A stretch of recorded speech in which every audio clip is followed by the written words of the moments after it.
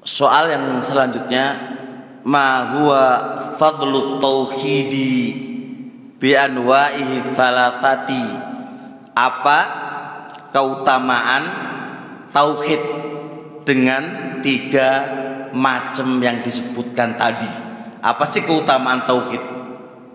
Jawabannya, fadluhu katsirun. Keutamaannya banyak banget. Banyak banget. Minha, diantaranya, di antara keutamaan tauhid 3 itu adalah takfirud dunub. Dosa kita akan diampuni oleh Allah Subhanahu wa taala. Dosa kita akan diampuni oleh Allah Subhanahu wa taala. Jadi kalau kita mentauhidkan Allah dengan 3 tauhid itu dengan benar-benar, kita mentauhidkannya dengan benar-benar, kita mentauhidkannya, dosa-dosa kita tanpa kita meminta ampun kepada Allah itu akan diampuni. Tanpa meminta ampun akan diampuni oleh Allah. Kenapa Ustadz kok ikat tanpa meminta ampun? Kalau Anda sudah minta ampun, ngapain? Gak ada faedahnya tauhid itu. Oh, Anda sudah minta ampun, ya nggak ada faedahnya.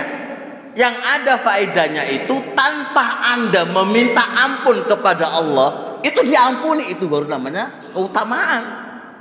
Tanpa Anda meminta ampun, kalau kita mentauhidkan Allah dengan tauhid yang lurus beneran, itu lurus, itu terampuni dosa kita. Di antaranya ada sebuah hadis Anas bin Tirmidzi, raqam 3534. Qala Anas, sami'tu Rasulullah sallallahu alaihi wasallam yaqul. Qala Allahu, berkata Allah. Namanya hadis qudsi. Ini yang ngomong Allah loh ya. Ya bena Adam, wahai anak Adam. Wahai anak Adam. Innaka, sesungguhnya kamu, lau ataitani, andai kata engkau datang kepadaku, bikurabil ardi khotoya, dengan seluruh yang ada di muka bumi berupa kesalahan. Coba, andai kata engkau wahai anak Adam datang kepadaku dengan membawa seluruh yang ada di muka bumi tanpa terkecuali, seluruh yang ada di muka bumi tanpa terkecuali berupa dosa yang kamu bawa kepadaku, thumma laqitani, kemudian engkau bertemu dengan aku. Syaratnya thumma laqitani, kemudian engkau bertemu dengan aku, la tusyriku bi syai'a, tidak menyekutukanku syai'a, sedikit pun. Pertanyaan di sini berarti kan, Ustaz, dari mana antum kok bisa keutamaan 3 tauhid itu?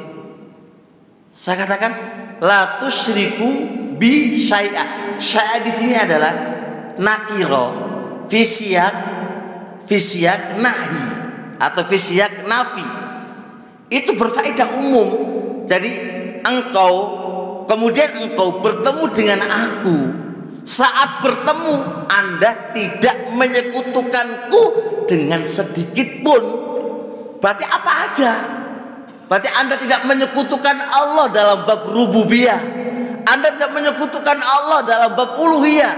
Anda tidak menyekutukan Allah dalam bab asma wa sifat. Apa coba? La ataituka bi ghurabiha maghfiratan. Saya akan datangkan untukmu seluruh yang ada di bumi tadi berupa dosa, tak ganti dengan ampunan, tak ganti dengan ampunan.